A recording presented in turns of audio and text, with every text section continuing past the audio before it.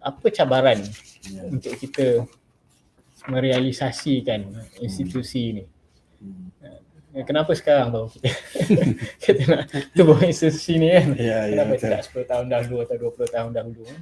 Apa cabaran yang dihadapi? Ataupun yang kita jangkakan akan dihadapi lah. Tuan silakan. Ya, sebelum tu juga saya mungkin nak komen sikit tentang kedudukan kita lah dalam konteks institusi-institusi yang sedia ada.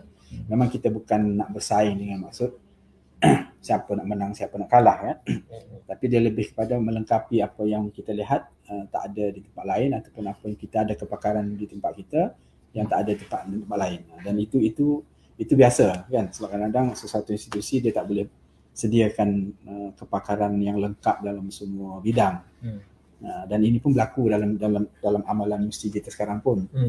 Banyak twin program yang dilakukan di antara universiti, dan itu sebenarnya menunjukkan bahawa boleh institusi-institusi yang banyak ni melengkapi antara satu sama lain jika dia disusun dalam bentuk yang betul lah. Berbalik kepada soalan tadi, ya, kalau kita bincang tentang membangunkan sesuatu institusi ataupun apa-apa badan lah,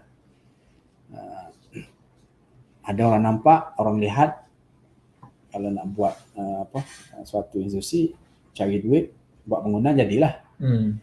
Lepas tu bila dah ada bangunan kan, dia macam hidup segar mati tak mahu, sebab programnya tak berjalan. Kan? Sebab tu dalam even dalam sejarah kita pun maknanya pembentukan negara Madinah itu berlaku kemudian. Dia setelah dia wujud Mekah, Maki dulu 13 tahun di Mekah tu, dia bangunkan orang dulu. Bila dia bangunkan penegara, benda tu dah ada orang yang nak mengisinya. Jadi, dan ini juga yang difahamkan pada kita oleh puasa atas tentang kepentingan guru itu dulu sebelum sesuatu institusi itu dibangunkan. Kan? So kalau kita lihat bentuk-bentuk cabaran dalam pembangunan sesuatu institusi, saya sebutkan pertama sekali kita cabaran insan itu, cabaran orang yang nak mengurus, nak membangun, nak menggagas, nak menjalankan. Kan? Kemudian cabaran kemudahan, infrastruktur dan sebagainya kan, dana dan sebagainya. Dan mungkin yang ketiga yang paling penting juga cabaran kandungan tu. Kan? Nak bawa apa, nak isi apa, nak ajar apa. So kalau kita lihat setengah amalan penekanan golongan atau mereka yang menubuhkan sesuatu tu, dia tekankan infrastruktur, itu yang utama. Kan? Tapi kita sebab faham yang tadi, kita cuba yang tu, dan sebab tu dalam pengalaman kita yang saya sebut berbagai badan tadi yang telah bergerak dalam kapasiti yang terhad itu, menganjurkan program untuk memastikan insan itu dibangunkan dulu. Kan? Dan alhamdulillah daripada Istad kita buat BUAS, kemudian ada KASIS, kita dah melahirkan sejumlah insan lah yang sekarang ni saya rasa dah cukup sampai masanya untuk kita garapkan semua ini dan bersama menubuhkan institusi ini. Tuan Haji Farid adalah seorang lah. Kan? Maknanya macam mana daripada dulu kita ada sejumlah sebilangan orang, kemudian dengan program yang kita dah ada sejumlah orang yang serius, faham dan semuanya yang sedar tentang apa yang kita usahakan itu penting. Kan? So dari segi insan kita dah ada. Kan? Dari segi konten pun kita dah ada, sebab kita memanjangkan apa yang puasa atas penggagaskan, tuliskan, usahakan, hatta bangunkan secara praktikal. So kita ada. Jadi yang kita tak ada, yang kita tak adanya yang tengah tu je, yang kemudahan dan infrastruktur. Kan? Jadi dan untuk ke arah itu kita kena wujudkan satu badan yang berdaftar dululah. Kan? Supaya nanti bila daftar kita akan fikir yang selanjutnya. Dan ini yang kita nak cuba lancarkan hari ini.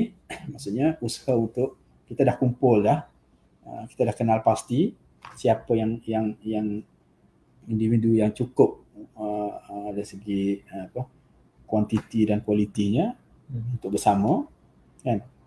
Walaupun kita tahu macam saya sebut tadi ada fasa-fasanya lah kan.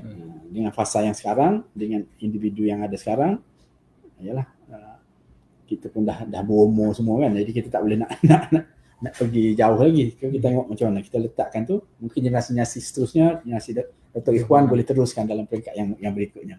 So saya nampak cabaran utama yang kita hadapi sekarang, maknanya dari segi orang, individu, tenaga yang akan menggerakkan tu, insya-Allah kita ada sejumlah yang kita rasa cukup untuk mulakan. Kan, walaupun mungkin nak target yang jauh lagi tu mungkin ada yang cukup untuk memulakan. Jadi dengan ada yang memulakan tu dan ada kandungan itu, kita rasa cukup sampai masa dah kita berkumpul, berfikir untuk lahirkan sesuatu yang lebih rasmi, yang lebih menyatukan usaha-usaha yang terpisah tadi kan. Walaupun tak semestinya macam saya kata tadi, tak semestinya mereka ni dibubarkan, mereka boleh kekalkan dan masih boleh meneruskan. Jadi kalau kita boleh bersama di situ, insya-Allah bermula daripada penubuhan, usaha perasmian, usaha pendaftaran dan seterusnya kita boleh fikirkan tentang prasarana, tentang kemudahan infrastruktur yang lebih serius nantilah kan. Dan untuk itu memang kita melihat usaha mengumpul dana yang sekurang-kurangnya secara resibinya cukup untuk kita bergerak itu penting di peringkat ini.